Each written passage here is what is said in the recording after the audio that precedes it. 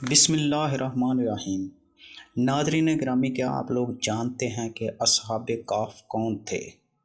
اصحاب کہف کا قصہ اتنا مشہور کیوں ہے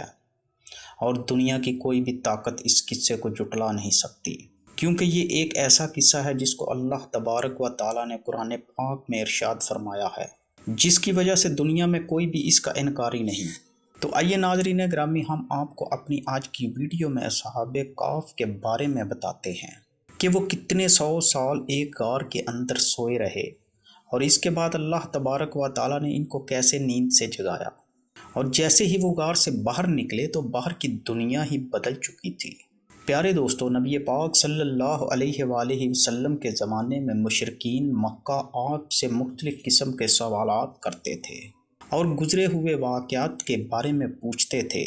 تاکہ نبی پاک صلی اللہ علیہ وآلہ وسلم اگر اس واقعہ کے بارے میں صحیح بتائیں گے تو ہم مان لیں گے کہ نبی پاک صلی اللہ علیہ وآلہ وسلم اللہ کے آخری نبی ہیں۔ اسی طرح اصحاب کہف کے بارے میں بھی مشرکین مکہ بار بار نبی پاک صلی اللہ علیہ وآلہ وسلم سے مختلف سوالات کیا کرتے تھے۔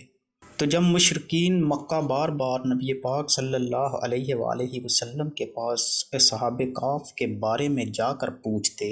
تو اللہ تبارک و تعالیٰ نے قرآن پاک میں ایک آیت نبی کریم صلی اللہ علیہ وآلہ وسلم پر نازل فرمائی،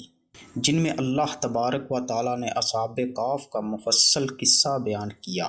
اور اس قصے کی وجہ سے ہی قرآن پاک کی ایک پوری سورت کا نام ہی سورہ کہف ہے۔ سورۃ کہف کی وہ آیت مبارکہ جس میں صحاب کہف کا قصہ بیان کیا گیا تھا۔ ان آیت مبارکہ کا ترجمہ یہ ہے: کیا تم خیال کرتے ہو کہ غار اور لوح والے ہماری نشانیوں میں سے عجیب تھے؟ جس کو وہ جوان غار میں جا رہے تھے تو کہنے لگے، اے ہمارے پاک پروردگار، ہم پر اپنے ہاں سے رحمت نازل فرما اور ہمارے کام میں درستی کے سامان مہیا کر۔ تو ہم نے غار میں کئی سال تک ان کے کانوں پر نیند کا پردہ ڈالے رکھا، پھر ان کو جگہ اٹھایا تاکہ معلوم کریں کہ جتنی مدت وہ غار میں رہے، دونوں جماعتوں میں سے اس کی مقدار کس کو خوب یاد ہے۔ ہم ان کے حالات تم سے صحیح بیان کرتے ہیں۔ وہ کئی جوان تھے جو اپنے پروردگار پر ایمان لائے تھے، اور ہم نے ان کو اور زیادہ ہدایت دی تھی اور ان کے دلوں کو مربوط یعنی مضبوط کر دیا تھا۔ جب وہ اٹھ کھڑے ہوئے تو کہنے لگے کہ ہمارا پروردگار آسمانوں اور زمین کا مالک ہے، ہم اس کے سوا کسی کو معبود سمجھ کر نہ پکاریں گے۔ اگر ایسا کیا تو اس وقت ہم نے بعید از عقل بات کہی۔ ان ہماری قوم کے لوگوں نے اس کے سوا اور معبود بنا رکھے ہیں، بھلا یہ ان کے خدا ہونے پر کوئی دلیل کیوں نہیں لاتے؟ تو اس سے زیادہ کون ظالم ہے جو خدا پر جھوٹ افطرا کرے؟ اور جب تم نے ان مشرکوں سے جن کی یہ خدا کے سوا عبادت کرتے ہیں ان سے کنارہ کر لیا ہے، تو غار میں چل رہا ہو تمہارا پروردگار تمہارے لیے اپنی رحمت وسیع کر دے گا اور تمہارے کاموں میں آسانی کے سامان مہیا کرے گا۔ اور جب سورج نکلے تو تم دیکھو گے کہ دھوپ ان کے غار سے داہنی طرف سمٹ جائے، اور جب غروب ہو تو ان سے بائیں طرف کترا جائے، اور وہ اس کے میدان میں تھے۔ یہ خدا کی نشانیوں میں سے ہیں، جس کو خدا ہدایت دے اور وہ ہدایت یاب ہے، اور جس کو گمراہ کرے تو تم اس کے لیے کوئی دوست راہ بتانے والا نہ پاؤ گے۔ اور تم ان کو خیال کرو کہ جاگ رہے ہیں حالانکہ سوتے ہیں، اور ہم ان کو دائیں اور بائیں کروٹ بدلاتے تھے، اور ان کا کتا چوکھٹ پر دونوں ہاتھ پاؤں پھیلائے تھا۔ اگر تم ان کو جھانک دیکھتے تو پیٹھ پھیر کر بھاگ جاتے اور ان سے دہشت میں آ جاتے۔ اور اسی طرح ہم نے ان کو اٹھایا تاکہ آپس میں ایک دوسرے سے دریافت کریں۔ ایک کہنے والے نے کہا کہ تم یہاں کتنی مدت رہے؟ انہوں نے کہا، 1 دن یا اس سے بھی کم۔ انہوں نے کہا، جتنی مدت تم رہے ہو تمہارا پروردگار ہی خوب جانتا ہے۔ تو اپنے میں سے کسی کو یہ روپیہ دے کر شہر کو بھیجو، وہ دیکھے کہ نفیس کھانا کون سا ہے تو اس میں سے کھانا لے آؤ، اور آہستہ جائے اور تمہارا حال کسی کو نہ بتائے۔ اگر وہ تم پر دسترس پا لیں گے تو تمہیں سنسار کر دیں گے یا پھر اپنے مذہب میں داخل کر لیں گے، اور اس وقت تم کبھی فلاح نہیں پاؤ گے۔ اور اسی طرح ہم نے لوگوں کو ان کے حال سے خبردار کر دیا تاکہ وہ جانیں کہ خدا کا وعدہ سچا ہے، اور یہ کہ قیامت جس کا وعدہ کیا جاتا ہے اس میں کچھ بھی نہیں۔ اس وقت لوگ ان کے بارے میں جھگڑنے لگے اور کہنے لگے کہ ان کے غار پر عمارت بنا دو۔ ان کا پروردگار ان کے حال سے خوب واقف ہے۔ جو لوگ ان کے بارے میں غلبہ رکھتے تھے وہ کہنے لگے کہ ہم ان کے غار پر مسجد بنائیں گے۔ بعض لوگ اٹکل بچھو کہیں گے وہ 3 تھے اور چوتھا ان کا کتا تھا، اور بعض کہیں گے وہ 5 تھے اور چھٹا ان کا کتا تھا، اور بعض کہیں گے کہ وہ 7 تھے اور 8واں ان کا کتا تھا۔ کہہ دو کہ میرا پروردگار ہی ان کے شمار سے خوب واقف ہے۔ ان کو جانتے بھی ہیں تو تھوڑے ہی لوگ جانتے ہیں، تو تم ان کے معاملے میں گفتگو نہ کرنا مگر سرسری سی گفتگو، اور ان کے بارے میں ان میں سے کسی سے کچھ دریافت ہی کرنا۔ ناظرین گرامی، ان آیات مبارکہ میں اللہ تبارک و تعالیٰ نے اصحاب کہف کا از اول تا آخر ذکر کرتے ہوئے فرمایا کہ اصحاب کہف اپنے زمانے کے بادشاہ اور اپنے ملک کے دوسرے لوگوں کے برعکس جو اصنام پرست تھے، خدا اور اس کی وحدانیت پر ایمان رکھتے تھے، اور انہوں نے فیصلہ کیا کہ اصنام پرستوں سے دامن بچا کر کسی پہاڑ کے غار میں چلے جائیں۔ چنانچہ وہ اپنے قریہ کے قریب ایک غار میں چلے گئے، تو اللہ تبارک و تعالیٰ نے انہیں ان کی بستی کے اصنام پرستوں کے ظلم سے بچانے کے لیے ان پر نیند طاری کر دی، اور اپنے فضل و کرم سے موسم گرما کو دھوپ سے بچانے کے لیے یہ انتظام فرمایا کہ سورج طلوع ہونے کے بعد اس غار کے دہانے سے بچ کر دوپہر سے شام تک اپنا مقررہ سفر طے کرے، اور وقت غروب بھی ایسا ہی کرے تاکہ شام کی دھوپ بھی اس غار کے اندر نہ جانے پائے۔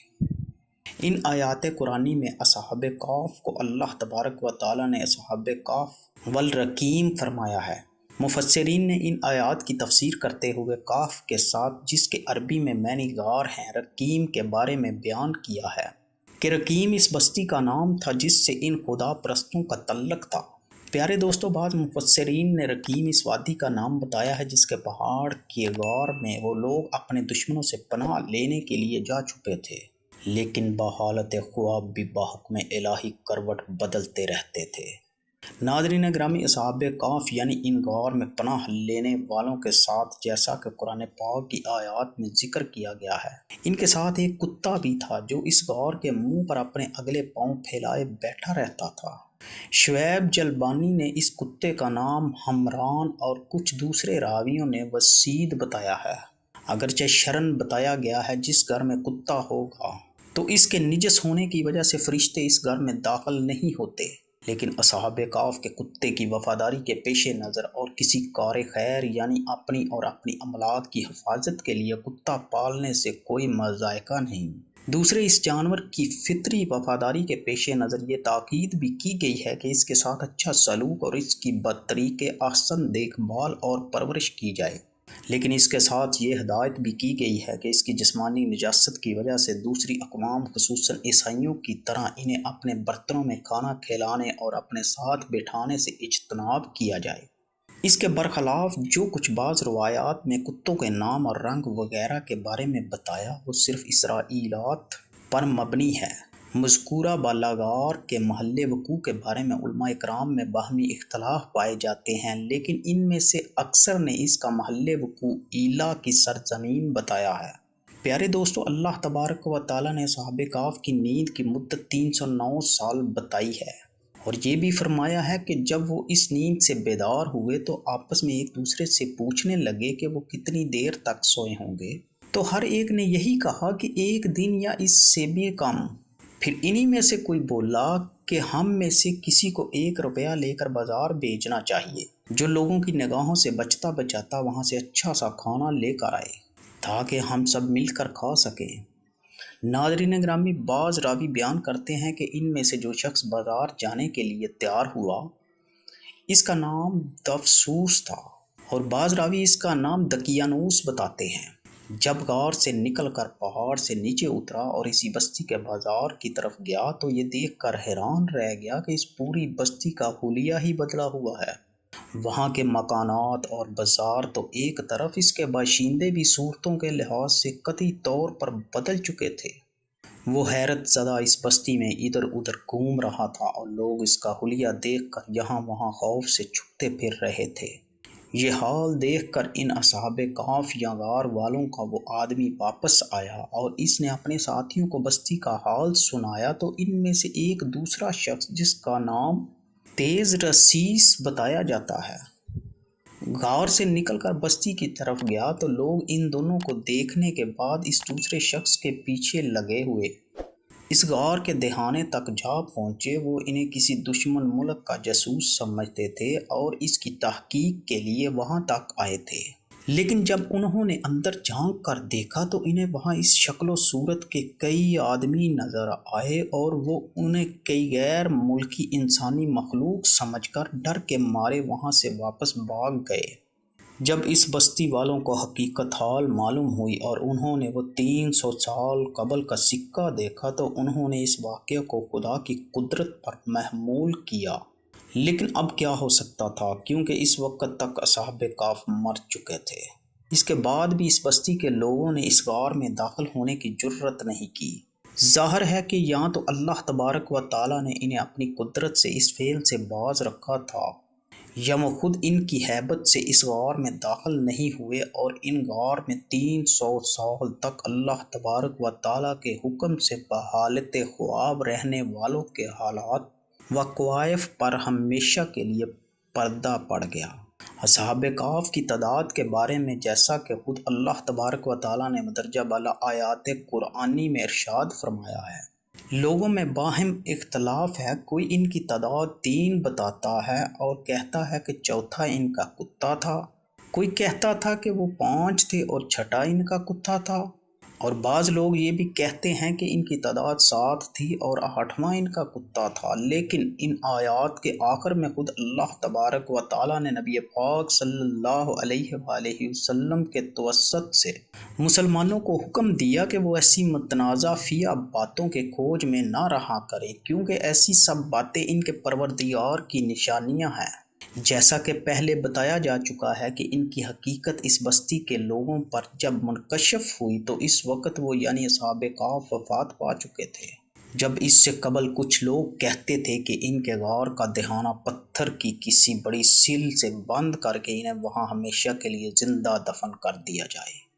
اور اس غار کے اوپر کوئی عمارت تعمیر کر دی جائے، لیکن پھر وہی لوگ کہنے لگے کہ اس غار پر کوئی عبادت گاہ ان نیک بندوں کی یادگار کے طور پر تعمیر کر دی جائے، جو کام ان کے بزرگوں اور خود ان کے مذہب میں جائز اور رائج تھا۔ ناظرین گرامی، حدیث مبارکہ میں یہ آیا ہے کہ نبی پاک صلی اللہ علیہ وآلہ وسلم نے مسلمانوں کو اصحاب کہف کے بارے میں بحث کرنے اور ان کی تعداد میں اختلاف آراء کا اظہار کرنے سے ممانعت فرمائی۔ اس کی بدیہی وجہ یہ تھی کہ خدا کی قدرت سے کچھ بعید نہ تھا کہ وہ ان 300 سال تک صلاح رکھتا، کیونکہ وہ پاک پروردگار تو جس چیز کے بارے میں حکم دیتا ہے کہ ہو جا تو وہ ہو جاتی ہے۔ دوسرے آپ صلی اللہ علیہ وآلہ وسلم کو اصحاب کہف کا احترام بھی ملحوظ تھا، جو حق پرست تھے اور اللہ تبارک و تعالیٰ کی وحدانیت پر اس وقت ایمان لائے تھے جب ان کی ساری قوم بت پرست یا نجوم پرست تھی۔ جہاں تک واللہ عالم کہنے کا تعلق ہے، اس کے بارے میں نبی پاک صلی اللہ علیہ وآلہ وسلم نے ارشاد فرمایا کہ ہر بات کو اللہ تعالیٰ خوب جانتا ہے، جبکہ اس کے بندے اس کے بارے میں کچھ جانتے بھی ہوں تو وہ بہت کم جانتے ہیں۔ اس لیے ان باتوں کے بارے میں جن میں اختلاف رائے ہو واللہ عالم کہنا ضروری قرار دیا گیا ہے، جیسا کہ ان آیات مبارکہ میں بتایا گیا ہے کہ اصحاب کہف کتنی مدت اس غار میں رہے۔ آیا 300 سال یا اس سے کتنا کم و بیش، اسے خدا ہی خوب جانتا ہے، کیونکہ اس کی قدرت اور اس کی صفت میں کوئی دوسرا شریک نہیں۔ ناظرین گرامی، جہاں تک ان آیات مبارکہ میں 300 سال کے علاوہ 9 سال کے اضافے کا تعلق ہے، اس کے بارے میں آپ صلی اللہ علیہ وآلہ وسلم نے ارشاد فرمایا کہ اس کی صحیح وجہ یہ ہے کہ شمسی حساب سے مہینوں کے دن زیادہ ہوتے ہیں، جبکہ قمری حساب سے کم ہوتے ہیں، لہٰذا اس 9 سال کے اضافے سے ان دونوں میں کوئی فرق نہیں رہتا، یعنی قمری حساب سے 300 سال میں جو کم رہ جاتی ہے وہ اس طرح پوری ہو جاتی ہے۔ ناظرین گرامی، یہ ہے اللہ تبارک و تعالیٰ کی قدرت۔ اللہ تبارک و تعالیٰ جو چاہتا ہے وہ کرتا ہے۔ اللہ پاک نے ایک ایسی مسائل قائم کر دی کہ اللہ پاک نے اپنے پیاروں کو 309 سال تک کیسے سلائے رکھا، یہ تو اللہ تعالیٰ ہی جانتا ہے۔ اور 309 سال کے بعد اللہ تبارک و تعالیٰ نے اسی وقت ان کو موت عطا کر دی، لیکن وہ آج تک قرآن پاک میں آیات مبارکہ کی روشنی میں لوگوں کے دلوں میں موجود ہیں، اور قیامت تک اصحاب کہف کا قصہ علماء اکرام ایک دوسرے لوگوں کو سناتے رہیں گے۔ ناظرین گرامی، اللہ تبارک و تعالیٰ سے دعا ہے ہمیں اپنے پیارے رسول صلی اللہ علیہ وآلہ وسلم کے صدقے، اصحاب کہف کے صدقے ہمیں نیک اعمال کرنے کی توفیق عطا فرمائے۔ ناظرین گرامی، کمنٹ باکس میں آمین ضرور لکھیے گا۔